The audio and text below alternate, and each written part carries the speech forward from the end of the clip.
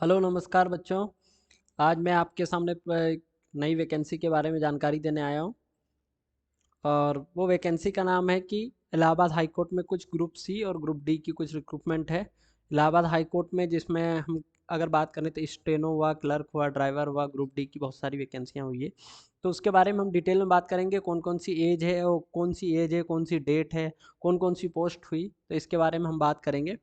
तो कुछ important dates के बारे में बात कर लेते हैं कि एप्लीकेशन 30 तारीख को भराना स्टार्ट हो चुका है। लास्ट डेट अगर कहा जाए तो 13 से 14 दिन का टाइम बचा है। 14 दिन के अंदर में आपको फॉर्म भरना है। और पेमेंट करने की बात रही, 14 दिन क्या, लास्ट अगर 13 तारीख को आप अप्लाई 13 तारीख तक अप्लाई कर सकते हो तो 14 तारीख तक लास्ट फी जमा करने की डेट है। करेक्शन डेट एक दिन बाद दी हुई है, 15 से 16 तारीख, 2 दिन।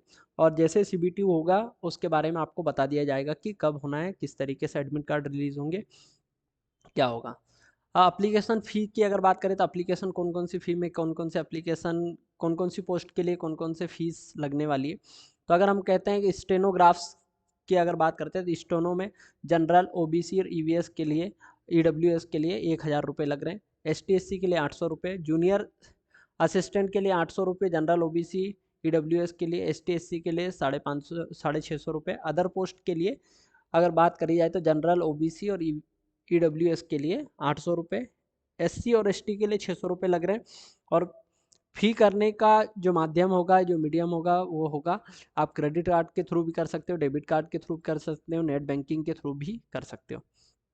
ठीक है, आगे हम बात करते हैं एज के बारे में। तो एज आपको अगर मैं बता देता हूँ, मिनिमम एज 18 साल है, मैक्सिमम एज 40 साल है। और एज अ पोस्ट के हिसाब से भी कुछ ना कुछ एज में दिया हुआ है अंतर, कि भाई ये पोस्ट के लिए इतनी एज, ये पोस्ट के लिए इतनी एज। तो एज लिमिट जो काउंट होगी वो होगी 1 जुलाई 2022 से स्टार्ट होगी।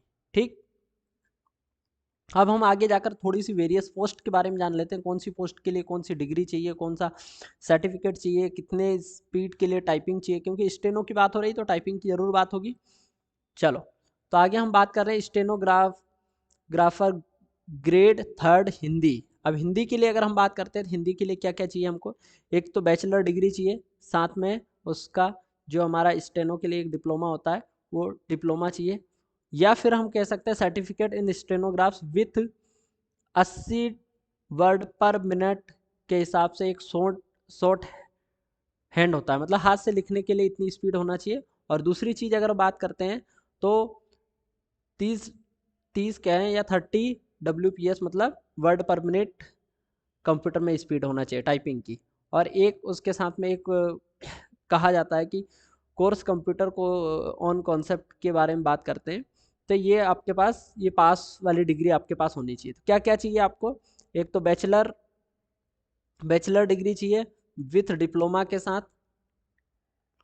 ठीक, फिर उसके बाद अगर कहा जाए तो हैंड रिटन की अगर बात करते हैं तो उसमें होना चाहिए WPM, मतलब 80 वर्ड पर मिनट की स्पीड होना चाहिए शॉर्ट हैंड के हिसाब से। ठीक, शॉर्ट हैंड मतलब हैंड राइटिंग के रूप में। और 30 WPM मतलब 30 वर्ड पर मिनट के हिसाब से कंप्यूटर में स्पीड होना चाहिए। CC की अगर बात करते हैं, CC/CCC की अगर बात करते हैं तो computer course on computer concept की आपके पास सर्टिफिकेट होना चाहिए। ये हिंदी के लिए। इंग्लिश के लिए भी यही सेम टू सेम है, सिर्फ अंतर कहाँ पे आ गया है, हैंड शॉर्ट हैंड की अगर बात करते हैं तो 100 वर्ड पर मिनट होना चाहिए। और अगर बात करते हैं कि कंप्यूटर के ऊपर तो 40 वर्ड पर मिनट होना चाहिए।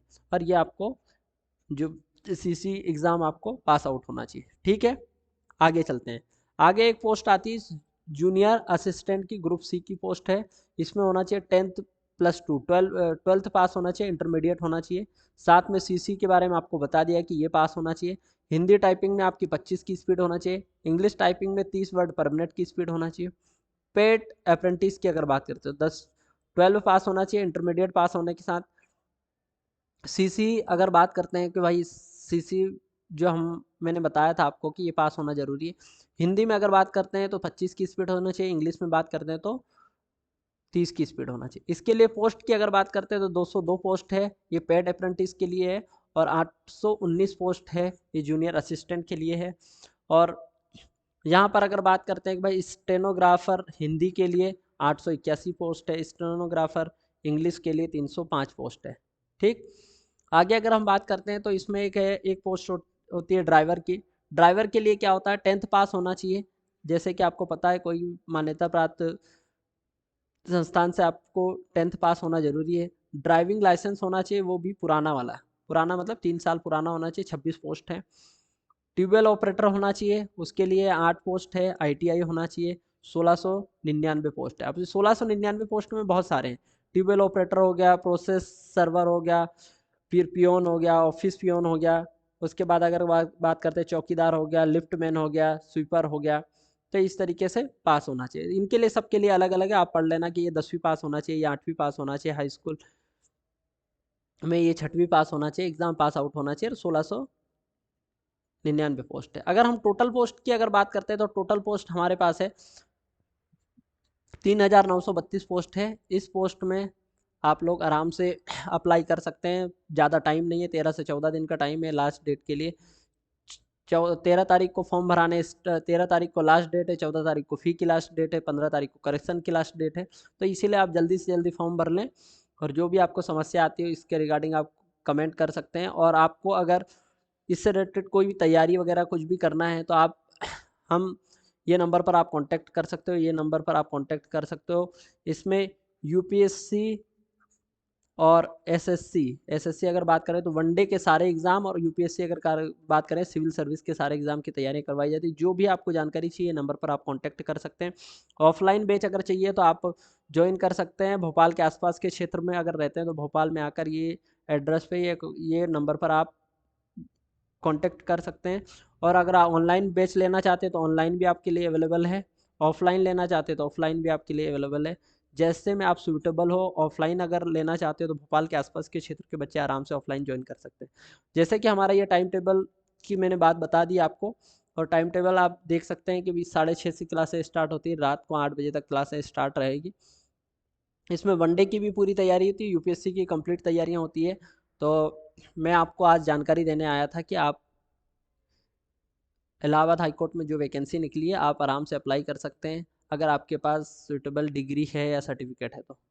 चलिए ठीक है, okay, thank you, bye, take care.